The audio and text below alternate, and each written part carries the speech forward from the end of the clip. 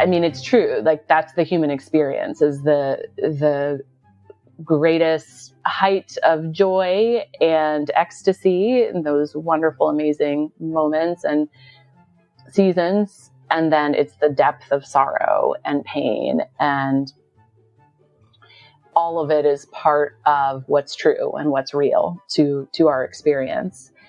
And so that's something that's kind of been, I think, a growth for me, of not shying away from any of that, but saying, yeah, it's all here. Welcome to Normalizing Non-Monogamy, the podcast where we interview incredible people from all over the world to hear their personal journeys of self-discovery through the lenses of love, sex, and relationships. Our mission is to show people that they're not alone and to inspire them to embrace their true selves so that together we can open minds and live authentically without shame. We believe everyone's story is powerful and beautiful, yet it's important to remember that everyone does life a little bit differently and that the views and opinions expressed by our guests do not necessarily reflect our own. Additionally, we aren't doctors. Please consult a medical professional for anything regarding your health that you might learn about on the show. Enjoy! Welcome to episode 311. We're Finn and Emma, and today we have a wonderful conversation with Rachel. Rachel was previously a guest on our podcast way back at the very beginning of our podcast in episode 8 with her partner Aaron at the time. Yeah, way back. Way back. We didn't even have a podcast when we first talked to Rachel. We were put in touch with her by some friends. We're like, hey, we're going to have a podcast. And she's like, all right, we'll do it. Yeah. And 300 and some episodes later, here we are. We're back. We're back. We bring her back. And it is an incredible conversation. Yes. You will notice that back on episode 8, she used the name Samantha. And this episode, she uses her real name, Rachel. And we talk about that in the interview. So you'll understand that more, why we have that change in a little bit. Yeah. We also talk a lot about what's gone on for the last 5 years.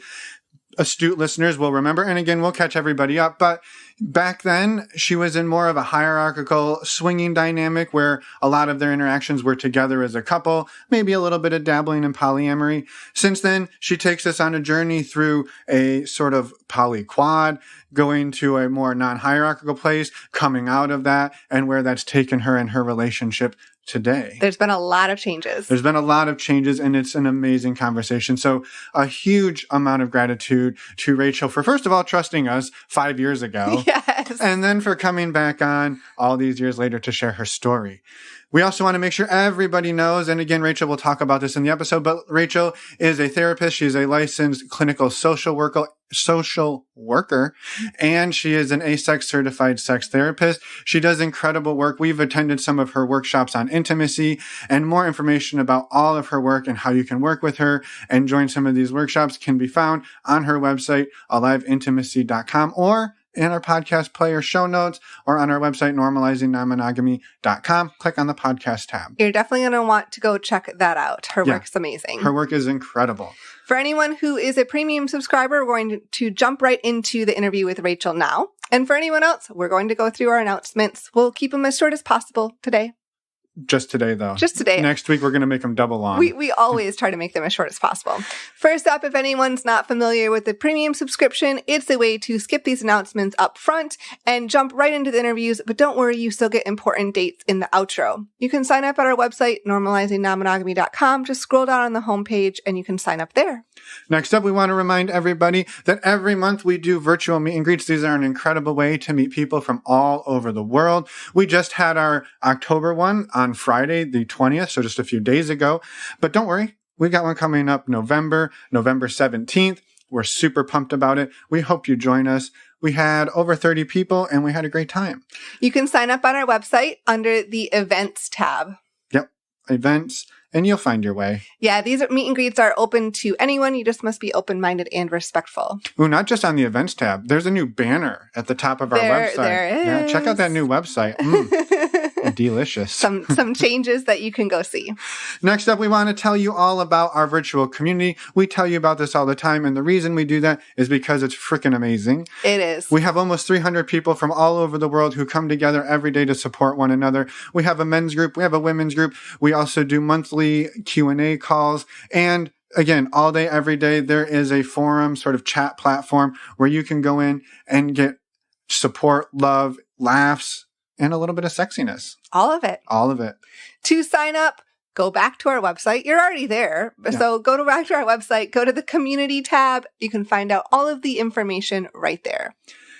And last but not least, while you're on our website, go over to the resources tab, click on the links for stdcheck.com. It is our favorite way to get tested for STIs. It is the service that Finn and I use. We love. It is fast, simple, discreet.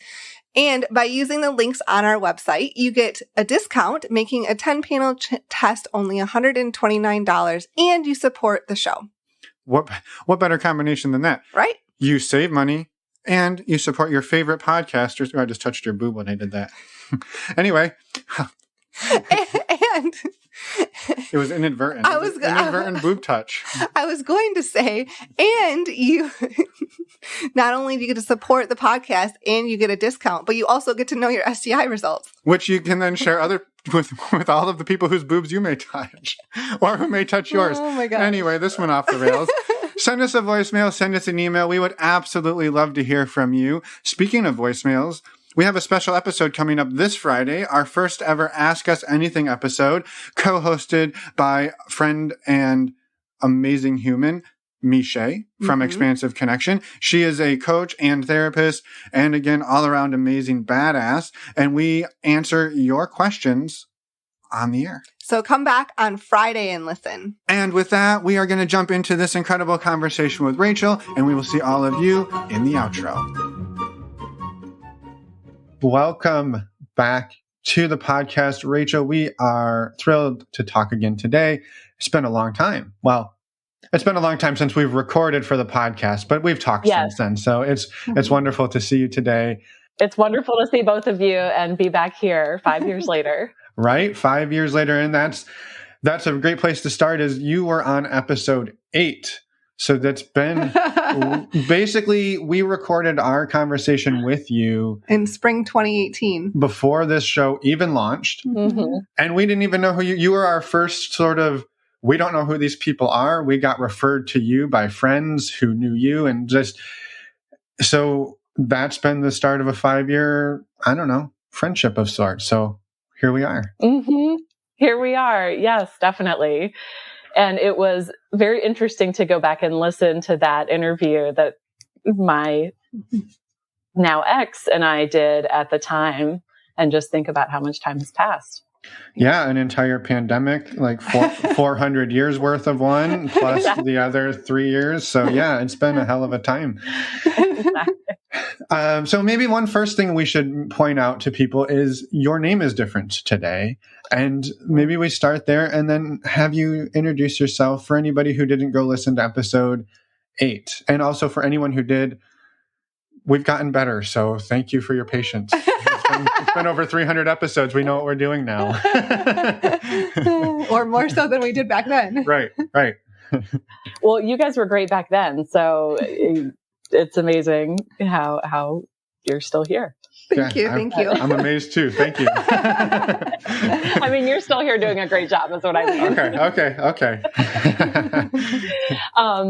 Yes. So at the time, my ex, who went by Aaron, and I'll refer to him as Aaron, and I went by Samantha. And I think we did that because that was kind of the thing to do. You guys asked what we wanted our names to be, and we thought, this is fun, we'll use fake names. And so we did. And then y'all asked if I wanted to use Samantha or my real name, Rachel, for this interview. And I thought about it and consulted with people about it.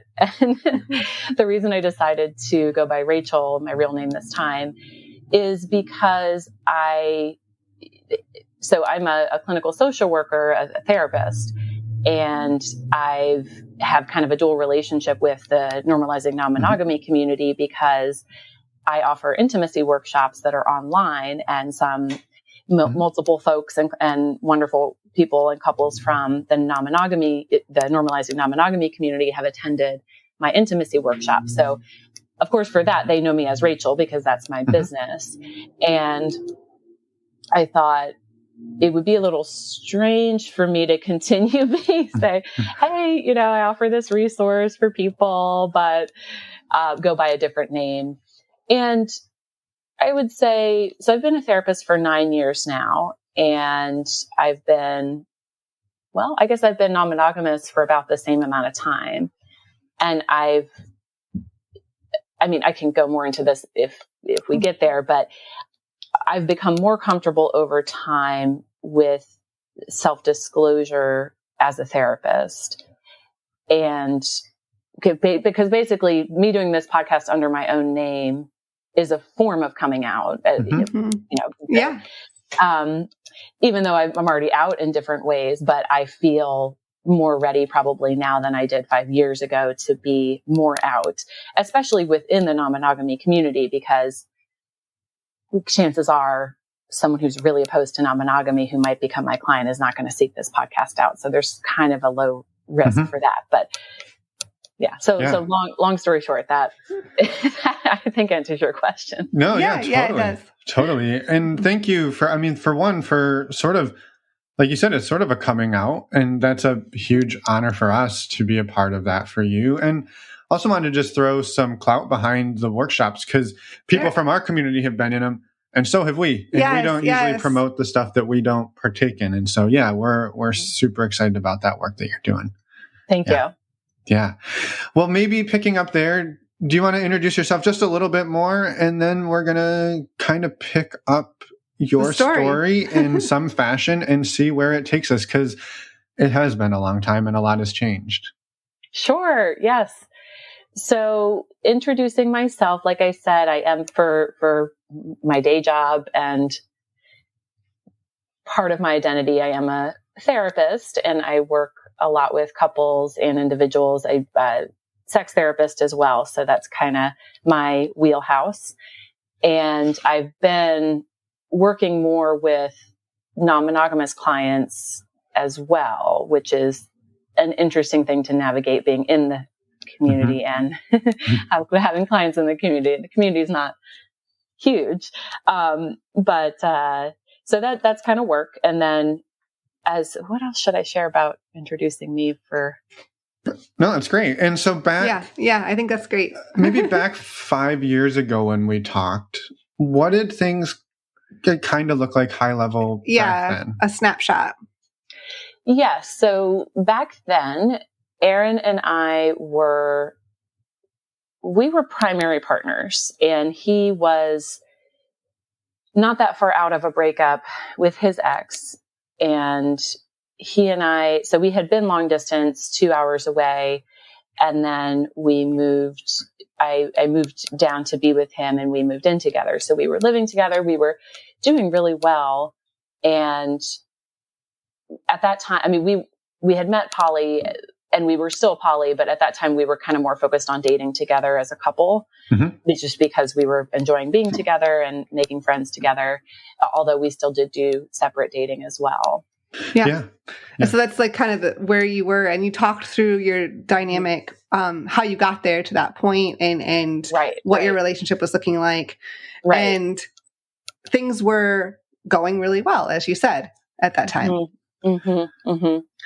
Yes, they were going wonderfully. And I feel like that wanted to start this podcast out with like a trigger warning that this podcast contains like breakup, talking about a break.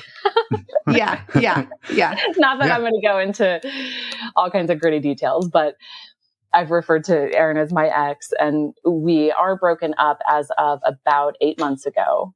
So it still is a little bit fresh, although I will say I'm doing very well overall right now.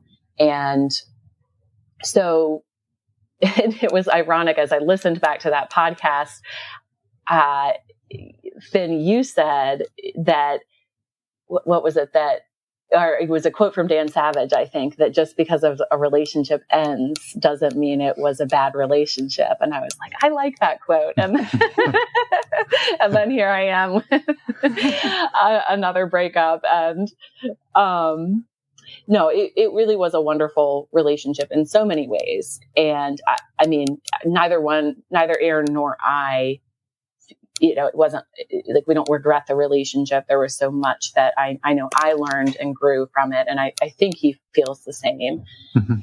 And we are still friends. It's still in that kind of sensitive place where we're taking a little bit more distance because we're both kind of healing and grieving from it, but we are still in contact. And, his kids are young adults now and I'm still in their lives. So, as far as breakups goes, it's not terrible, but what else should I say about that? No, it's great. We're just grateful that you're able to and willing to come on and share. And you said sort of before we started recording that this is for you a really big act of vulnerability to be able to come on because to be grieving a relationship of at least 5 years or roughly 5 years together, you don't just heal from that overnight. And so we know talking about it is fresh and raw and we're really grateful that you're here to talk about not just that, but your personal journey as it stands today and what, the growth and the place that you've landed in over the last 5 years of doing this. Yeah. So I guess for context, not like it necessarily matters, but for context, how long were you and Aaron together?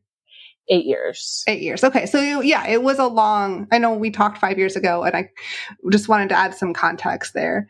And I guess we'd like you to kind of pick up where you'd like to pick up, and what direction you feel like going today.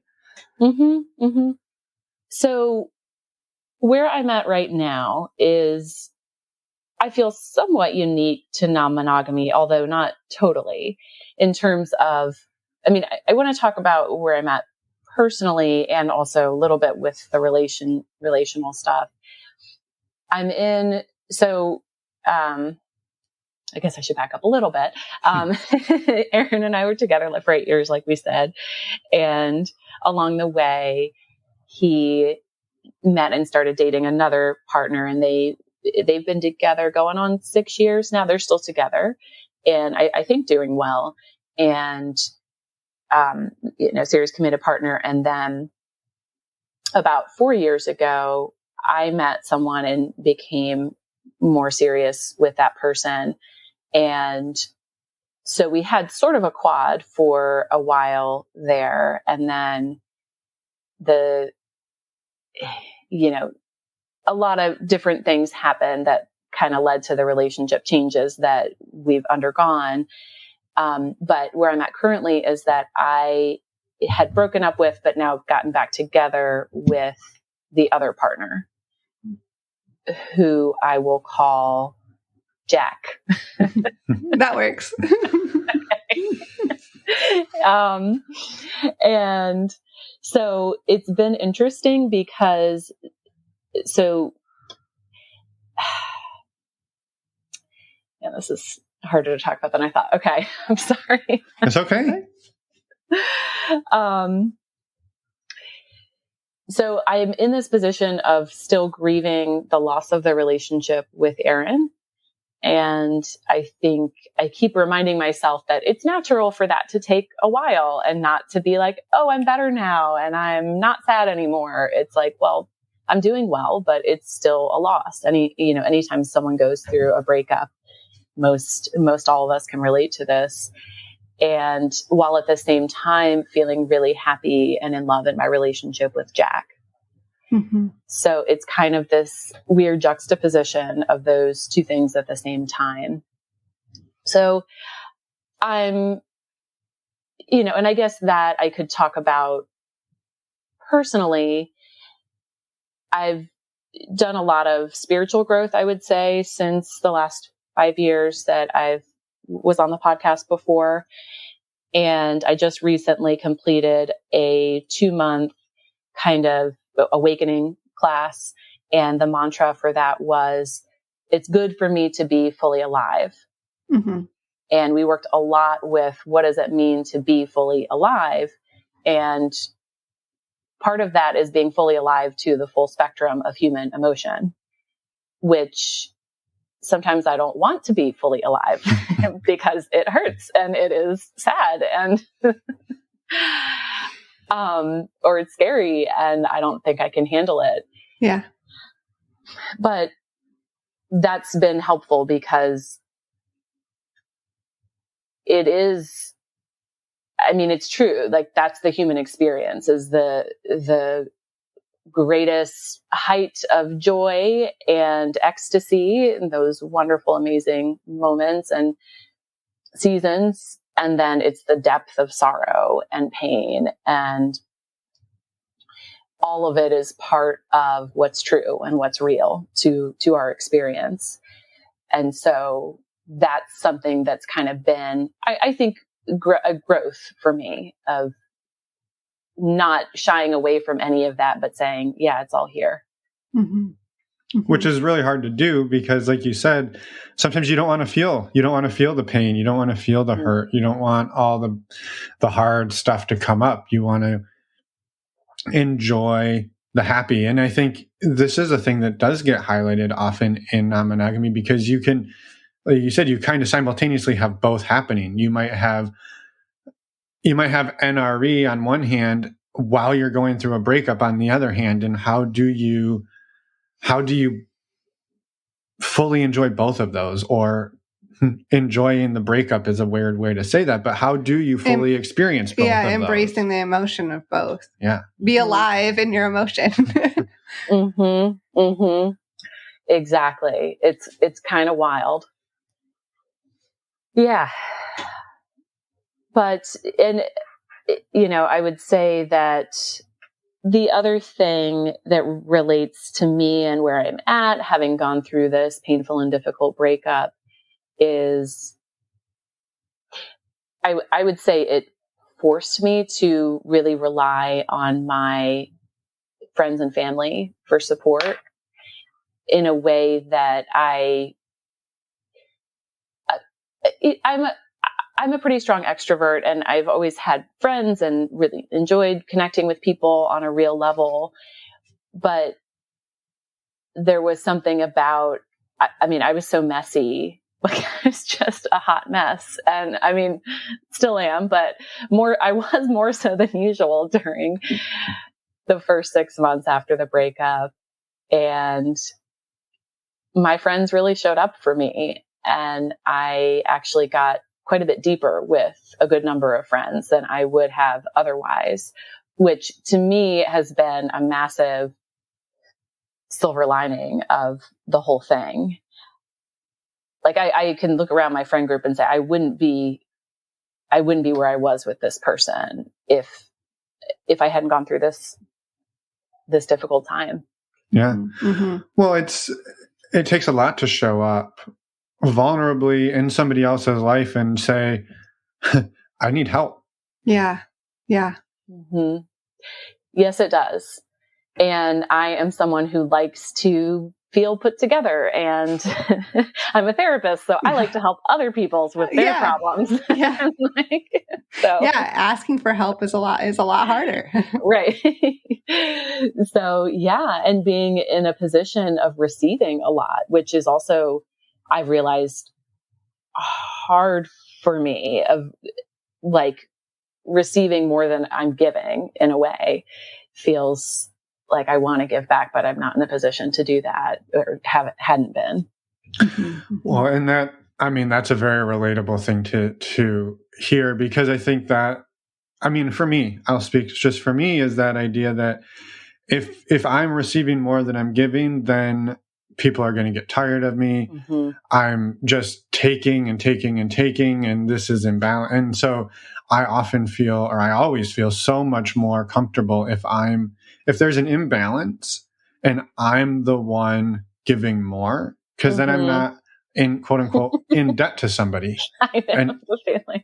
And so it's so messed up though, because you can get to places in life where you're like, I literally have nothing to give you. So if we're going to be friends, then I'm sorry, you have to give to me. And that's a really vulnerable place to show up in anybody's life, to say like, I would love to give you 100% and I have 3%. So what do we do today? How do we be friends today? Or how do we even be partners today? Mm-hmm. Mm-hmm. Exactly. And the other thing that gets lost in that kind of thinking, which I share with you, Finn, is that people enjoy giving. Mm-hmm. Mm-hmm.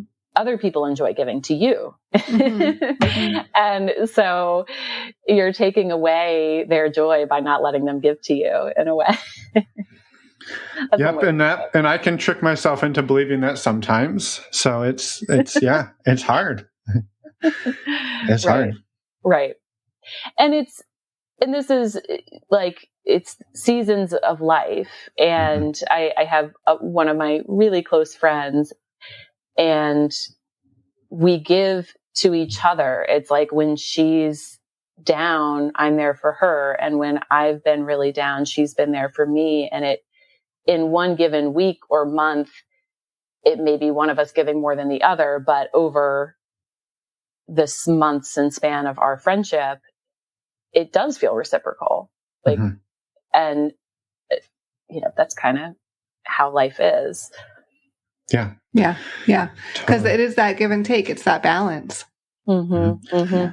Well, and I think too, the thing that's important to remember, the people who are showing up in your life when you are in need, they're showing up there because they probably received something similar from you, right, at some point. And I think that's one that's hard for me to remember, is this person's here able and willing because they've probably received something like that from me.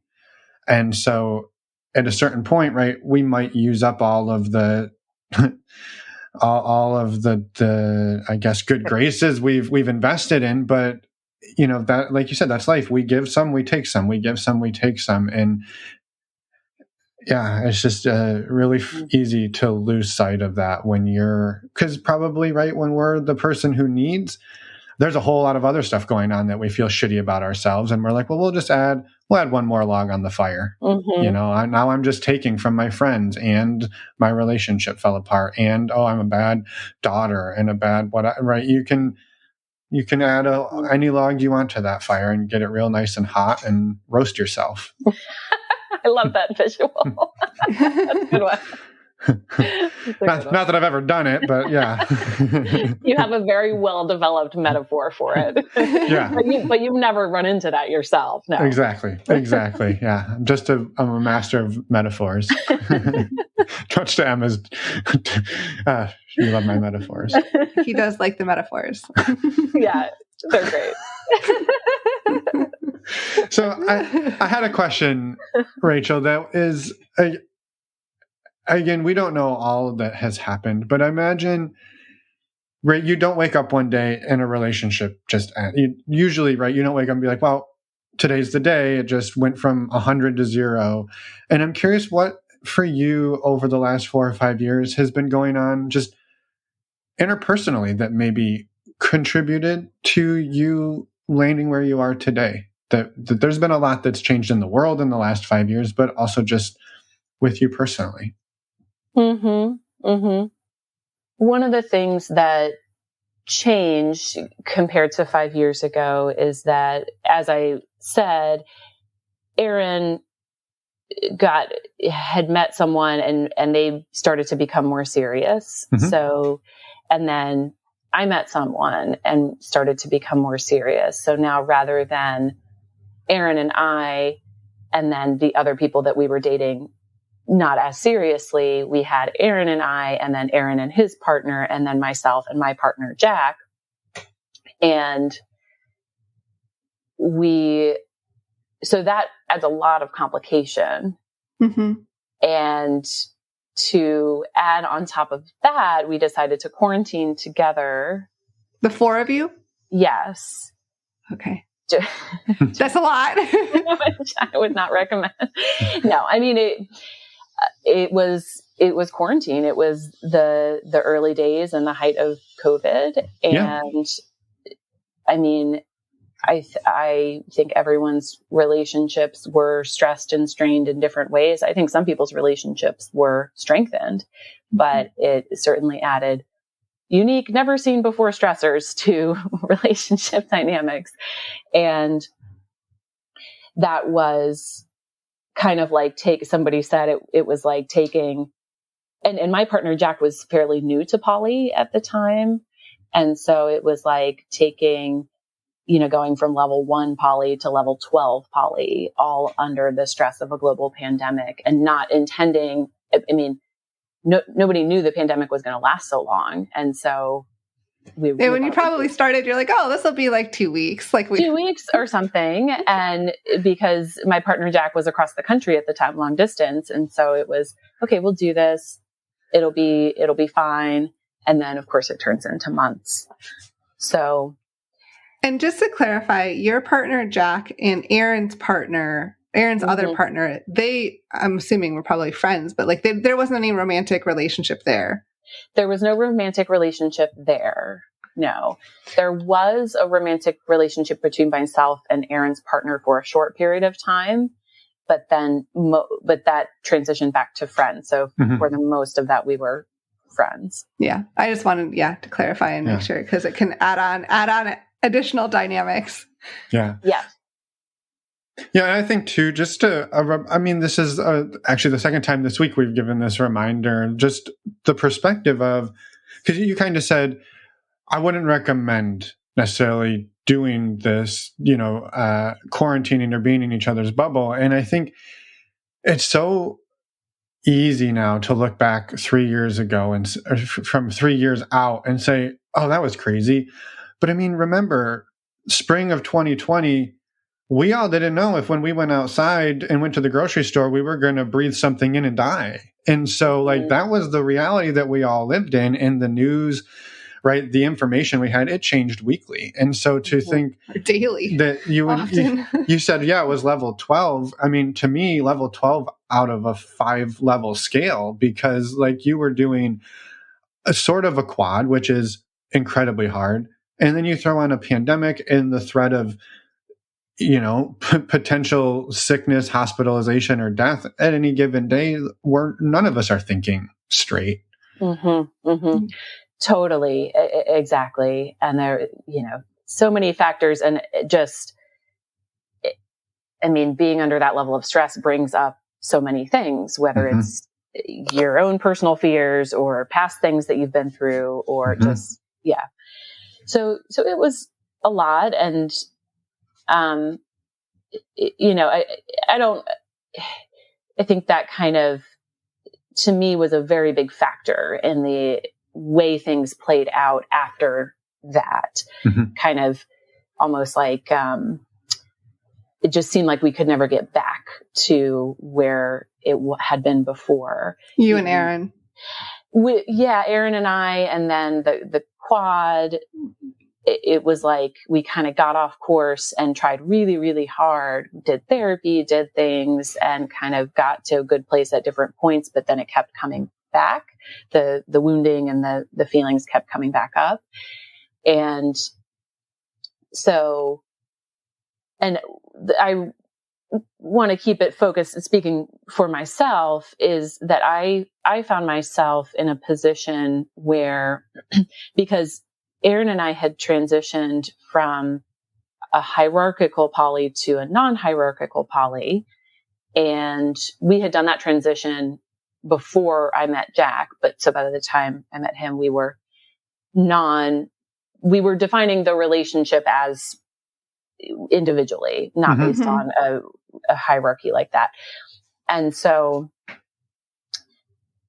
down the line, when things started to get challenging between Aaron and I, and and then there was tension and challenge between Aaron and Jack. And I found myself in a situation where I had two partners, and this is my experience, where I felt like I couldn't be a good partner and please both at the same time, because they were sort of at odds with each other. And loyalty is something that's really important to me in relationships, and not to an absurd level, but generally it's important to me to really be supportive to my partner, and to take their side, and to really try to understand where they're coming from, even if maybe they're going through some stuff and not acting the best or having challenges, I don't want to just drop them. I mean, if we're in a committed relationship, I want to be there for them and help them work through it and get to a better place. And for my personal values, being in that situation, kind of stuck between these two partners, it was impossible for me to be loyal to both. And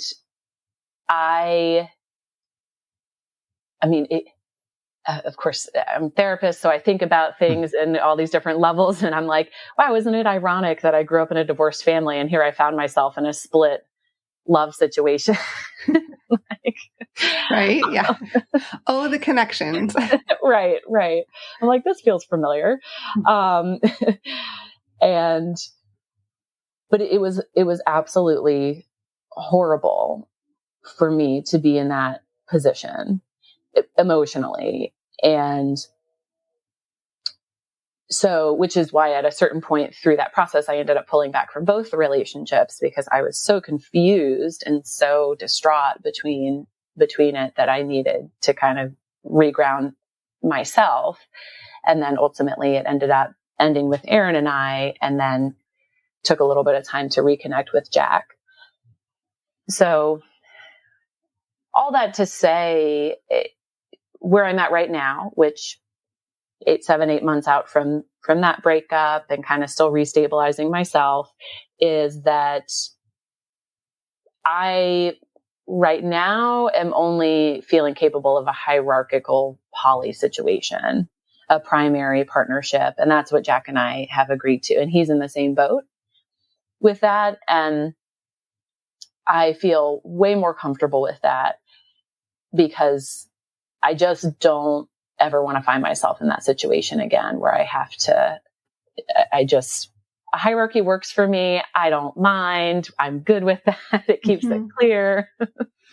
Well, and as long as you communicate that to everybody else and then yeah, that works for you. Great. Yeah. Well, and it's an interesting piece you bring up around loyalty. And I think you actually got right into the question that I was kind of wanting to ask about, which is the shift from we are primaries to we are non-hierarchical. That introduces a whole lot of things that I don't know, that's not that people don't think about, but I think sometimes people don't think about is just like, to your point, when you're now in a situation where you're going, well, I can really see this person's perspective and I can really see this person's perspective. And I think sometimes hierarchy gives us a default of, well, I see both perspectives, but this is where my loyalty lies because of the hierarchy. And it's, and this is in no way like a negative piece, but like it almost gives you an out to say, well, I get both sides, but like at the end of the day, I think maybe like a swinging dynamic, right? You can say you go to a club with your partner and something goes weird and you're like, well, but yeah, at the end of the day, I'm getting in Emma's car and we are driving home together. And so like, was Emma completely in the right? Well, probably not. Was she completely in the wrong? Well, probably not. But like, we are going home. We have to wake up tomorrow and go to the store, and we have a life that we've constructed. And unless I want to dismantle all of that right now, then hierarchy still exists in some ways, and the loyalty that goes with it. And it's really tricky to be caught in that is, like you said, it's impossible. Exactly. And I think there's theory and then there's reality. And there's the reality of what my capacity is and what the capacity of life is. And it's good to live in reality. And sometimes like I wouldn't have known the things that I'm saying now about the non-hierarchical poly. I wouldn't have been able to know that if you hadn't gone through it. If I hadn't gone through it. But I know it now. And I also know that it takes a lot of capacity to be in two serious relationships and then also to have the quad dynamic. It takes a lot of time. It takes a lot of energy. It's two partners, and I'm not saying that this was a bad thing, but it was something that did stretch my capacity. I mean, this is kind of different and even separate from the breakup or anything else. Totally. Just being in two committed relationships, it was a lot to manage for me. It's, two people's families to keep in touch with, two people to have date nights with, two people to have conversations with. So I think that's, fortunately or unfortunately, as humans, we don't have a limitless capacity for these things. We have to prioritize. Yeah. Well, and I think it's easy to think that a lot of people, it's easy to think that you do, that you can do it. Right. Because you want to, like, a lot of like, you want to be able to show up and do all of these things, and it's like, oh, well, I can do that. And then when you step back and you're like, wait a second, maybe overpromised here. Well, and the idea too that non-hierarchical means equal, and it doesn't necessarily, right? Just because you're in a non-hierarchical relationship with Aaron and one with Jack, that doesn't mean that 50% goes to Aaron, 50% goes to Jack, right? You probably also want to leave some for Rachel, and also, just to me, time doesn't equal importance, right? I can show up and have a really amazing time with somebody and they can mean so much to me, but that doesn't mean that they have 50% of me, because you just can't. You can't give yourself 50% of yourself to everybody. You have nothing left. And it's hard because, to Emma's point, you want to give everybody 100% of you, or at least I'm that type of person. Harkening back to our conversation earlier about, well, I want to help everybody, so I'm always there, but that's an incredible amount of energy to put out. Yeah, I think that's such a good point. And it's like, where does your heart lie? And I think a lot of us in the non-monogamy community got into it because we have big hearts, or we have a big capacity for love and connection. But it is just interesting to see, the heart space that a relationship takes up, or that you allow it to take up, or something. And some of that's subconscious. Yeah. Well, and two, I think there's also, we talk about this quite a bit, is the functional hierarchy, right? Even in a non-hierarchical partnership, again, from Emma and I's relationship, we live together, we have a business together, we have certain things together. And so even if we say we're non-hierarchical, like, we have some functional hierarchy. I don't just like take off and leave and not tell her where I'm going, because she's probably counting on me to probably get some groceries and make some meals together with her this week. And so we still have a lot that we rely on each other for. And that may not be the case with a different partner. And so there's just descriptive versus prescriptive hierarchy too. Yes, exactly. So it's easy. It's really easy to figure it all out, as we can tell. That's the whole point. It's not messy at all. And, you guys, anyone should have no problem with this. Yeah. But I love that you said that right now you started hierarchical, you gave non-hierarchy a try, and you've made a seemingly very conscious decision to say, that doesn't work for me, at least not right now. And I'm curious if you can talk just a little bit more about that, because I think that's another thing in the world of non-monogamy, with all the content out there we hear now, is hierarchy is bad. You're going to be just flexing your couple's privilege and just ruining people's lives. And how are you approaching hierarchy with a different lens than it was approached before you transitioned into, out of, and back into? Yes. Okay. And I'm thinking it'll be interesting for me to look back on this conversation in a couple of years as well, to see if I was like, wow, what was I even saying? I feel totally different now. But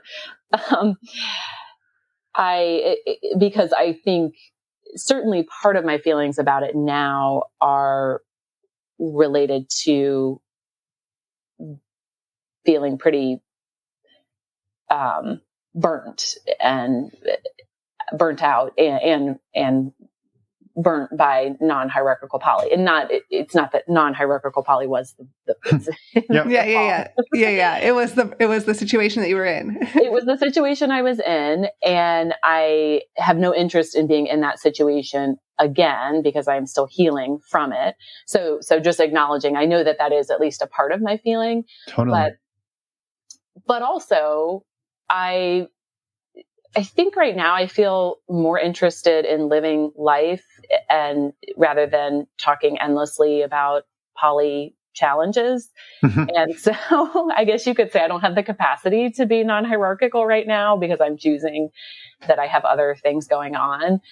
And I feel like I already did that. I already tried that.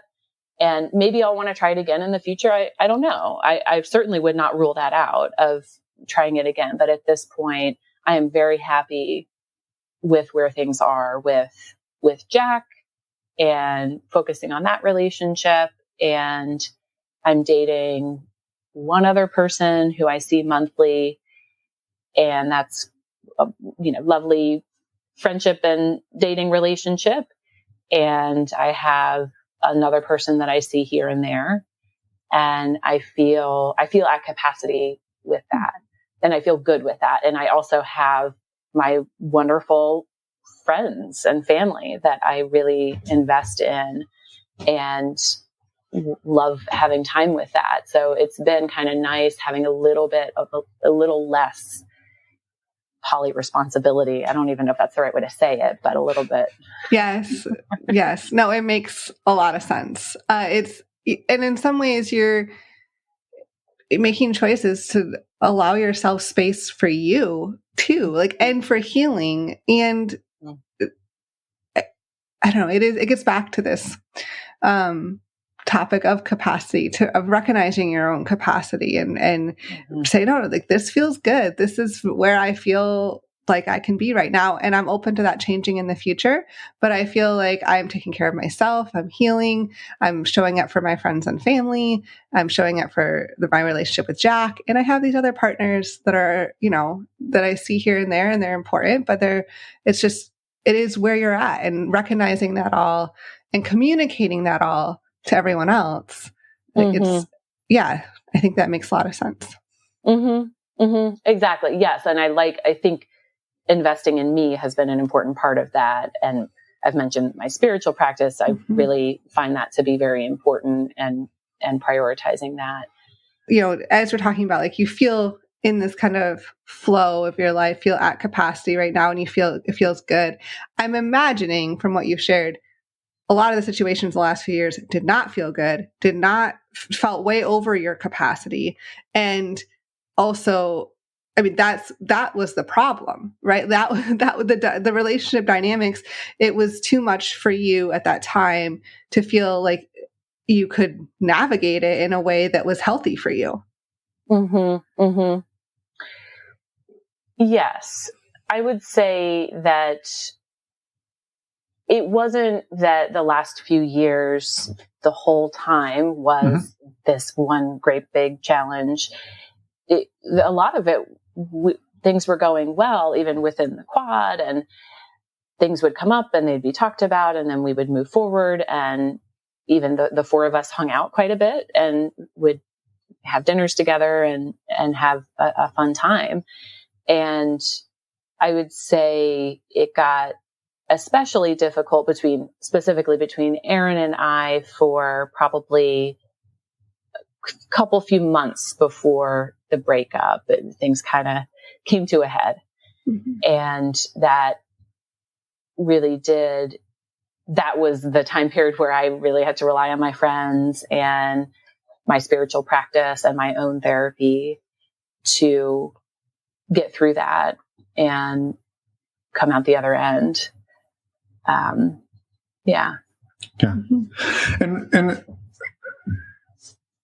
sort of on the topic still of making space for yourself, what has that looked like for you the last 7 months? Because I mean, seemingly for the time at least that you were in the thick of this all, there probably wasn't a lot of time for Rachel. And so what what does that look like as you've started to make space and started to heal from this? And again, I think it's really important that you say, like, it wasn't just a total nightmare day in and day out for years at a time, but there is still recovery and healing that comes out of any big emotional or relational shift like this. Mm-hmm, mm-hmm. Yeah. And one concept that came out of this, that came from one of my good friends, who talked about the idea of being your own primary partner. Mm-hmm. And which we've been talking about primary, and I refer to Jack as my primary partner, but this concept of being that person for yourself, mm-hmm. which I would say is a big growth area for me, that I really feel okay on my own. And I don't know that I really could have said that before, like a few years ago before. So, I didn't feel that I would be destroyed by the breakup, or, and I felt I kind of am living by myself now, and I feel okay with that. I mean, I have lived by myself before, but, so I really like that concept, because it shows that I am someone who needs taken care of, and I'm the best person suited to really do that. Yeah.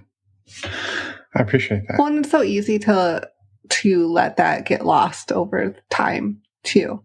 Mm-hmm. Mm-hmm. And I know that's relatable for a lot of people. Mm-hmm. Yeah. And my friend who was talking about this concept said she goes on a trip by herself at least once a year, and like traveling. And I was like, whoa, that's a foreign concept. All of my travel time is like with this partner or this family or this person. But so that was one thing I did do, was schedule a trip to one of my favorite places, and scheduled it about 6 months in advance. So I had that to look forward to get through the time, which was really, I think, a good thing for me. Yeah. Yeah. Yeah. And so I'm curious then, like, maybe moving forward, and you're in a primary partnership with Jack, and you're in a primary partnership with yourself now. And so how do you, and you've got some other partners that are people you've been dating and exploring that as well. Where do you sort of see, and again, knowing that we can all change our minds tomorrow, but what do you kind of see for yourself in the coming maybe months or years, or just overall as your sort of new vision of what you want polyamory or non-monogamy to sort of look like for yourself? Mm-hmm. I like that question, and I'll give you the answer now. I would say it's still under construction, mm-hmm. because one of the losses from the breakup with Aaron was the loss of our future vision together, mm-hmm. which I think is so often the case with a breakup. Aaron and I lived together, and we owned a house together, and we had a shared vision of what we were going to do with that house. And all of that that vision is no longer for me. So, as one of my friends said to me, now you get to decide what you want to do with, that vision's not there, but what do you want to do? You kind of have this open space to explore, which is kind of exciting. Mm-hmm. And so I'm not sure. I am excited and interested in continuing to invest in the relationship with Jack. As I think I mentioned before, we've been together 4 years, mm-hmm. even though there was a breakup in there as part of all the relationship changes. But so we're not brand new. And so we're continuing to build on that and keeping that primary focus, and continuing to have fun, I think, lighthearted experiences with other people and not trying to delve into too deep, too quickly, or even with other people right now. I mean, I dive in deep with friends just because I like deep relationships, but in terms of making it a romantic, committed partnership, no, I can't, not wanting to go towards that right now. Mm-hmm. So, and then both Jack and I have careers that we're excited and passionate about. So it's great for both of us to be able to be investing in our careers and supporting each other in that. Mm-hmm. Jack is in the process of buying a sailboat that he's going to live on. So there'll be lots of adventures to have there. And I may want to buy a house of my own, not right away, but maybe in a year or two. So there's lots of exciting, just the investing in life things that are coming up. Mm-hmm.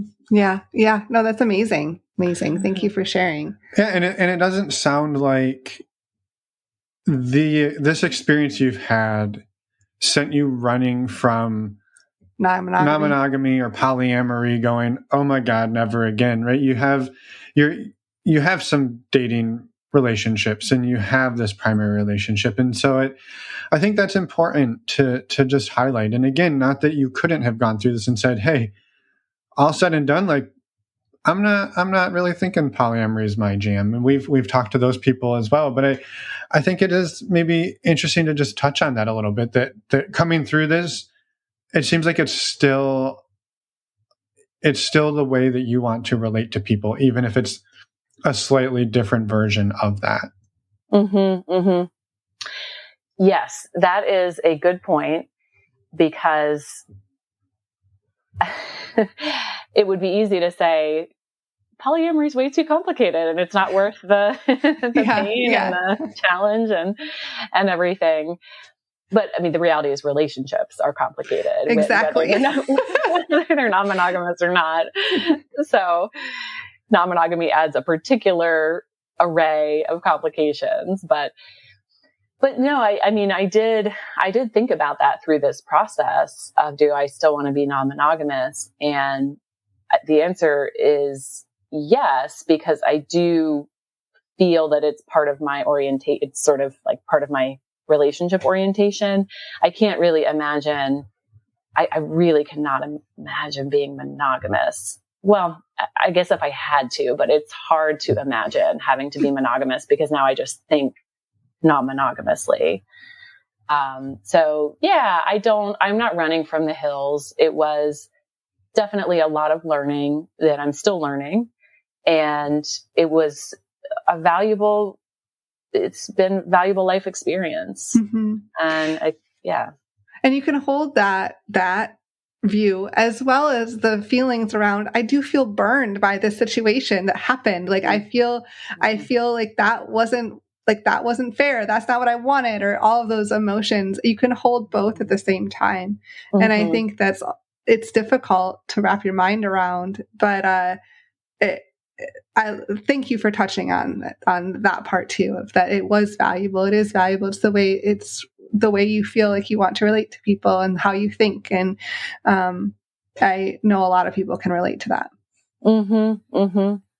Yeah, exactly. It's, as I have said at least once already, that it's part of the human experience, and it just makes us that much more human. It makes me that much more human through this. And yeah, we all are human. Well, and someday at a dinner party, you get to tell this story that most people, you'll leave their jaw on the floor and they'll be like, oh, Rachel, don't fuck with Rachel. She's seen some shit. Right.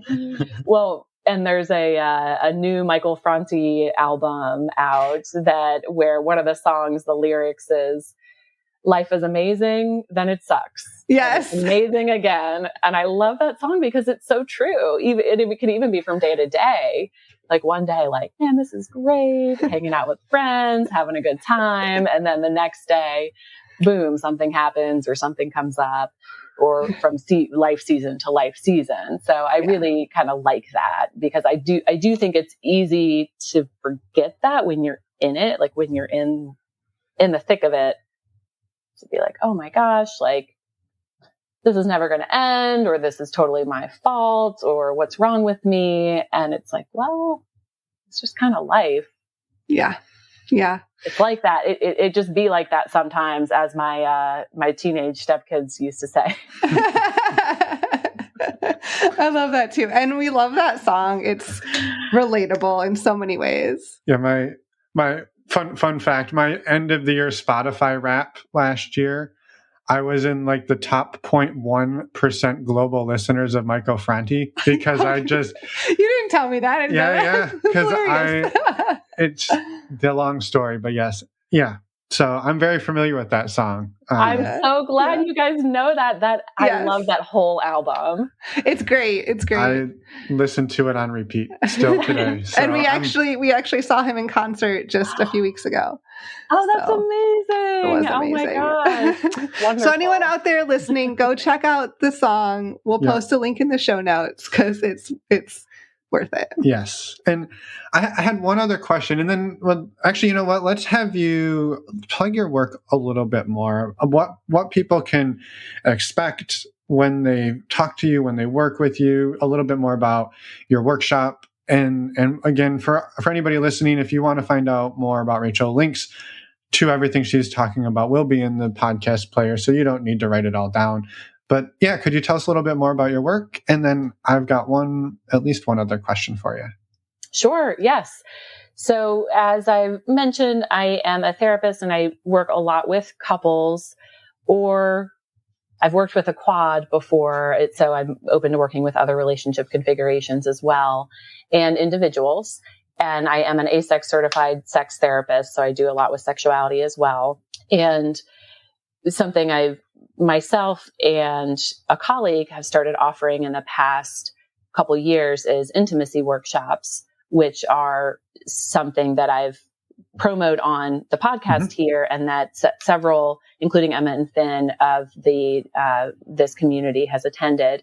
And they're 3-hour online workshops that are usually on Saturday mornings. There's a 101 and a 201 level, and it's usually anywhere from 4 to 8 couples, and then some individuals come together, and we go over talking about types of sexual desire and sexual communication, sexual brakes and accelerators. That's for the 101 level. So it's been, I mean, for me personally, it's a lot of fun leading the workshops. And of course, my co-facilitator and I always say that we always learn so much from the people who come. So it's neat in that way. And I think it's been neat to see the participants learning from each other, kind of hearing people going through something similar maybe, or people going through something totally different that they've never heard of, which, in the spirit of normalizing non-monogamy, I have loved. There was one workshop where we had half of the couples were non-monogamous and half were monogamous. And there were some jaw-dropping moments, but that I found out feedback from the monogamous couples hearing the stories of the non-monogamous couples and saying, they do what? And yeah, fair enough. Yeah. But but in a good way. Nobody was kind of turned off or scared off by it. It was more kind of like, oh wow, okay, there's a really broad spectrum here, and there's a lot to explore. Mm-hmm. Yeah. No, that's awesome. I'm so glad those are going well. And again, as Finn said, links will be in the show notes. Mm-hmm. Yeah, I love it. And my other question was, maybe comes out of left field for most people, but I'm just curious because you said this, you go deep in your friendships, and just because you relate on that deeper level. And I'm curious, is it a challenge for you sometimes to not go deep in a romantic partnership, or even like just a dating, to not, quote unquote, go deep right quickly, because that is just sort of your natural way of relating to people on any level? Mm-hmm. It's such an interesting question. And what does it even mean to go deep? Right. For sure. And yeah, I would say that I do go deep with the two people aside from Jack that I've mentioned I'm dating. I do have a deep relationship with each of them. And so I think it's not an absence of going deep, I guess. Maybe it's an absence of what the expectations for the relationship are. Like I said, the one person, we see each other about monthly, and we don't communicate a ton in between there, not because we're specifically opposed to it, but it's just sort of where our capacities are. So, but yeah, so I think maybe it has to do more with like commitments and expectations for the relationship. And then the other thing I wanted to say about that, which I think is just interesting, is the word love. And the word love has been used with both of those relationships for me. And at first I didn't know how I felt about that, but I guess what I want to say is that I, as part of my personal and spiritual growth, have been opening up to using that word as like, I love my friends and the special people in my life. And that can extend to people that I'm dating, of saying, I'm feeling a lot of love for you right now, or I love you. And have that be okay and not an indication that now suddenly our relationship is taken to another level or something like that. And I'm sort of, as I'm talking about it, maybe you can hear that I'm still figuring it out and feeling it out, but yeah. Yeah. Well, cause it's not a black and white answer. That's right. The thing. There's grayness in there. There's, figuring out what the relationship means. What are the expectations and agreements around that relationship? What does love look like in that relationship? And each one can be its own. Yeah. So thank you for answering that and sharing what you did. I think it definitely resonates with me. Totally. Yeah, I really appreciate that. And tying in the piece about love, and that it doesn't, right? So much of it is around the expectations and around the agreements and around understanding, but also respecting your own capacity and the capacities of the people that you're in relationships with. And those to me are like, as I've been experiencing more of this, like those are really the pieces, because you can go deep, like you can have incredibly deep, powerful conversations, but you're like, well, I'll see you in a month. And like, that doesn't necessarily mean that person is less important.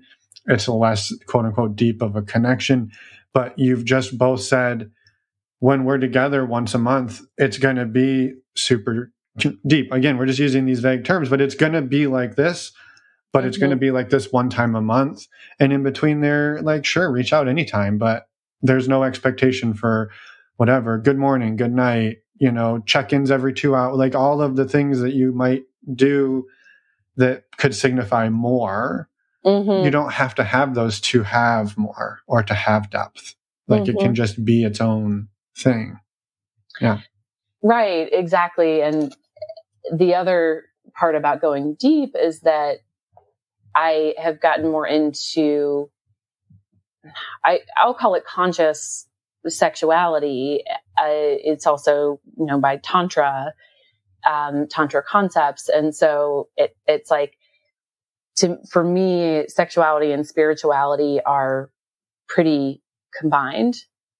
And so that adds an interesting element to the depth, because if I have a partner that I am connecting sexually with, it has a way of sort of automatically making it even deeper, because that's part of my spiritual practice. And then I tend to have partners who also have a similar lens on it. not necessarily if it's like a swinging situation or something, Sure. but when it's a person that I'm seeing. And so connecting on that spiritual realm with someone, it's kind of impossible for it not to go deep. Mm-hmm. And so yes, I guess having this conversation, I do agree with you and that is how I see it. Like when I'm with the person and we're both there and we're both very present and we're both opening up to this experience and fully engaging in it. And then I'll see you next month, like this was great. I'll see. And it actually feels good, which I know is not the case for every one of my friends is struggling with a once a month partner that he has, because it's hard the in between. But for me, it's working out well right now. Yeah. Yeah. Yeah. Yeah. Well, and I love that right now. Like, it doesn't always have to work out well, but like right now, this is working great. And so giving yourself that, permission of like, well, this is great. I can just enjoy this and open to the growth and evolution of what might happen in the future. You don't ever know. Mm-hmm. Yeah. And as a wise Finn once said, just because a relationship ends doesn't mean it was a failure. Bring it all the way Call full back. circle. Yeah.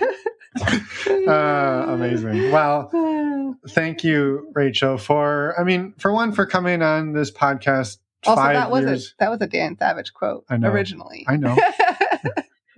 Once it's a secondary quote, then you don't have to quote the original source. Yeah. Right. Yeah. You're quoting the secondary one. You miss 100% of the shots you don't take. And it's a Michael Scott, Michael Scott. Michael Scott, Wayne Gretzky. Right. Yeah. Office quotes for anybody there. But anyway. Yeah. So my goal is to offend Dan Savage enough that they reach out to us and want to come on. So we're trying to antagonize the beast. Yeah.